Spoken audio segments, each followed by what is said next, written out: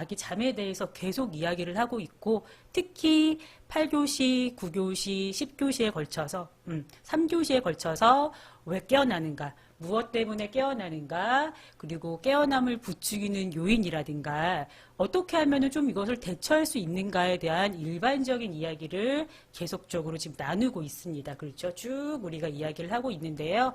오늘 그 잠에 대한 그 깨어남에 대한 이야기 세 번째 시간이 되겠습니다.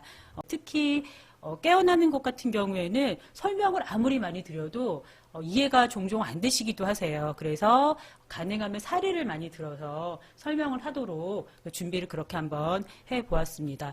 우리 오늘 지금 깨어나는 것에 대해서 이야기를 할 건데요. 오늘 말씀드리는 내용은 최소 4개월 이상 해당된다고 생각을 하시면 좋겠습니다. 아기 수면 이해하기 요인입니다. 지난번 9교시에 보셨던 슬라이드랑 동일한 슬라이드인데요. 우리 지난번에 성장에 대한 부분 굉장히 이야기 많이 했었죠. 그렇죠? 성장에 관한 부분으로 포커스를 맞춰서 이야기를 했는데 오늘은 습관, 환경, 부모의 양육 태도에 관한 부분을 좀 이렇게 통합해서 이야기를 같이 나누고자 합니다. 자, 아기 수면 알아가기. 아기를 잘 재우려면 어떻게 해야 될까요? 아기를 또 잘 재우려는 방법. 젖을 물리거나, 그렇죠? 또 안아주거나, 무조건 모유. 배 위에서 토닥토닥. 모유 먹이면서 자요. 수유하면서 굉장히 많네요. 그죠? 젖 물려서 재우는 게 많죠. 옆에서 자는 척도, 그러니까 같이 옆에 누워서 자는 경우도 있어요. 공갈 젖꼭지. 애착이불로 싸줘요. 네. 여러 가지 잘 재우려는 방법들이 있습니다. 그래서 그 방법을 우리 부모님들이 꾸준하게 사용을 하세요. 한 번 정한 방법은 엄마도 아마 느끼시겠지만 잘 안 바뀌어요. 엄마도 쉽게 바꾸시려고 생각을 잘 안 하십니다. 그런데 문제는 뭐냐면 깨어남에 있어서는요. 이렇게 아기를 잘 재우려는 방법들이 오히려 자주 깨어나게 만드는 요인이 되기도 합니다. 어떤 거냐면 쉽게 설명을 드리자면 젖물림도 해당이 되겠죠. 나는 분명히 애가 배가 고프지 않고 충분하게 잘 자라고 자기 전에 항상 젖을 물리는 습관으로 아기를 재웠는데 문제는 수면 주기가 있잖아요. 그래서 45분에서 60분을 한 수면 주기의 단위로 밤새도록 연동이 되면서 아침까지 쭉 자는데 중간중간에 우리 부분적으로 깨어나는 각성하는 단계에서요.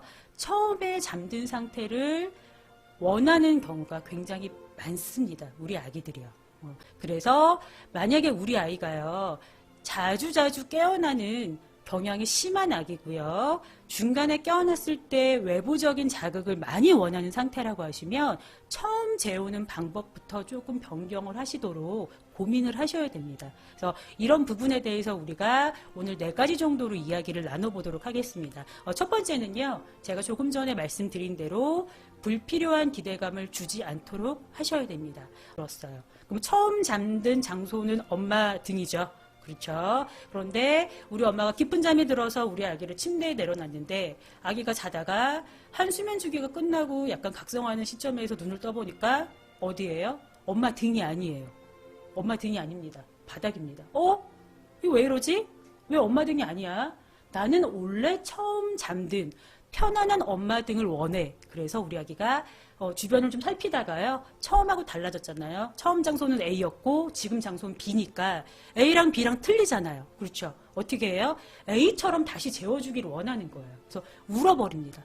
보채기 시작해요. 엄마가 토닥토닥 하지만 그 토닥토닥을 꾸준하게 연습한 아기가 아니라고 하면 A 장소가 될 때까지 계속 옵니다. 근데 이게 장소일 수도 있고 공갈 젖꼭지일 수도 있고 안아주는 방법일 수도 있고 재우는 방법일 수도 있어요.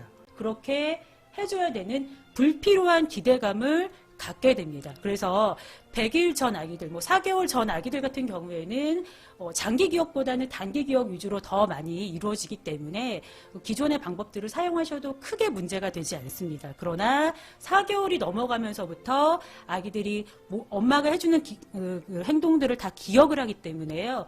가능하시면 처음에 재우는 방법과 중간에 깨어났을 때 다시 연장해서 재우는 방법이 같을 수 있게끔 같을 수 있게끔 엄마가 만드시도록 노력을 하셔야 되겠습니다. 또 하나 너무 피곤하거나 덜 피곤한지 살펴보셔야 돼요. 우리 아기들 같은 경우에는 너무 피곤하거나 이런 상태까지 돼버리면은 많이 잡아오지 않았기 때문에 조절을 잘 못해요. 미숙해요. 그래서 너무 피곤해도 잘 깨고요. 덜 피곤해도 잘 깹니다. 그래서 이 밸런스를 잘 맞추셔야 됩니다. 그렇죠. 밸런스를 잘 맞추셔야 돼요. 이 밸런스를 잘 맞추시려면 일과를 조정을 참 잘 하셔야 됩니다. 그리고 또 하나 세 번째, 편안한 잠자리인지를 점검을 하셔야 됩니다. 이거는 어떤 내용이냐면 부모랑 같이 자기가 참 많아요. 우리나라는. 그렇죠. 애착에 대한 부분들이 있기 때문에 부모랑 같이 자기가 참 많은데 같이 자도 괜찮습니다. 네. 각각의 그 부모의 생활 패턴에 따라서요. 같이 자도 큰 무리는 없어요. 근데 문제는 같이 자기를 통해서 자주 깨어나는 아기들이 있습니다. 엄마는 내가 잠들었기 때문에 나의 움직임을 잘 몰라요. 그러나 엄마들도 자면서 굉장히 많이 움직이죠. 아빠들도 엄청 움직입니다. 불필요한 것들이 자꾸 발생이 됩니다. 그래서 우리 아기들이 예민하고 좀 청각이 좀 뭐랄까 밝은 아기들, 그렇죠? 귀가 예민한 아기들 같은 경우에는 이렇게 부모가 생각하기에는 큰 문제가 아닌데도 불구하고 깨어나 버리는 경우가 있어요. 그래서 이런 경우는 같은 방에서 굳이 뭐 다른 방으로 분리하실 필요까지는 없어요. 왜냐하면 계속 아기를 케어를 해야 되니까 밤에. 그럴 경우에는 이부자리를 별도로 구비를 하셔가지고요. 엄마 그 이부자리 옆에 두셔서 분리해서 좀 잘 수 있게끔 그렇게 해주시는 것도 방법이고, 또 하나 가족 구성원이 많은 경우, 식구들이 많은 경우 있잖아요.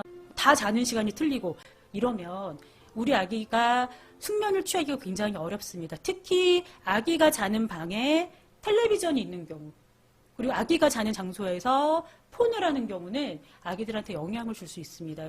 아기가 자는 장소에 관해서 조금 더 신경을 써주셔야 됩니다. 네, 그거는 꼭 기억을 해주시면 좋겠습니다.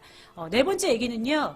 빠른 개입을 줄이고요. 진정하는 시간을 배려하자입니다. 어떤 내용이냐면 우리가 8교시 때 우리가 그래프를 봤었죠. 별표 그래프. 자주 깨어나는 부분들이 있습니다.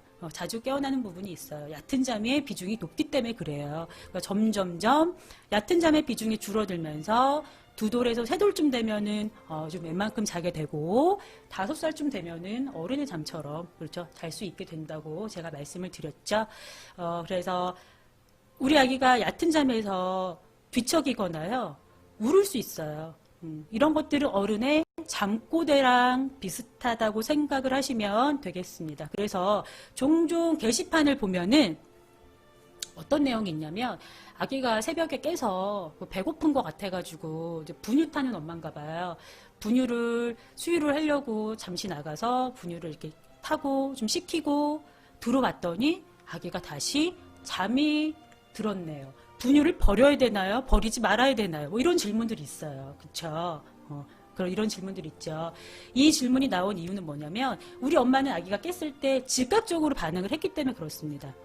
즉각적으로 일어나서 얘가 배고플 거야 가서 분유를 타고 왔지만 아기는 배고픔으로 깬 것이 아니라 그렇죠. 얕은 잠에서 뒤척임으로 그냥 헛울음으로 인해서 잠시 깬 겁니다. 그래서 이 시간에 조금 빠르게 개입하시기보다는 잠시 옆에 같이 누워 이제 거의 뭐 같은 방에서 많이 주무시니까 잠시 그냥 모른 척하고 누워 계시다가 스스로 좀 다시 주변을 아기가 살피고 맞아 처음에 잠든 상태랑 같은 상태고 엄마도 있고 아빠도 있네 라고 느끼고 다시 잠들 수 있게끔 진정하는 시간을 좀 배려를 하셔야 됩니다. 특히 모유수유 하시는 엄마들은 아기가 엥 하고 울게 되면 울음소리가 좀 힘들기 때문에 그렇죠. 우리가 생물학적으로 아기가 울게 되면 보호하려는 그런 반응들이 있잖아요. 그렇죠. 그래서 바로 젖을 물려버립니다.